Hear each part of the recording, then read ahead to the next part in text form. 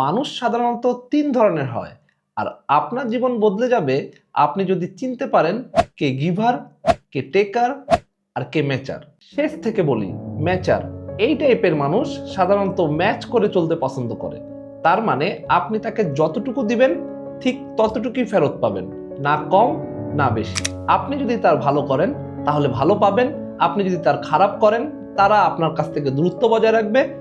এরা ব্যালেন্স করে চলতে পারে বলেই এদের সাথে সম্পর্ক সবার ভালো থাকে।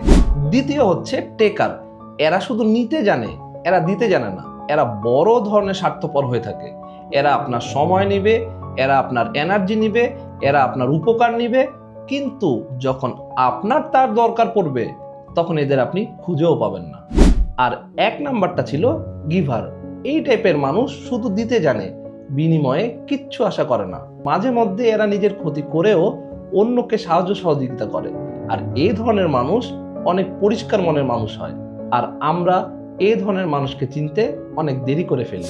এখন প্রশ্ন হচ্ছে, আপনার আশেপাশে কারা আছে? আর সবচেয়ে বড় প্রশ্ন হচ্ছে, আপনি নিজে কি ধরনের মানুষ?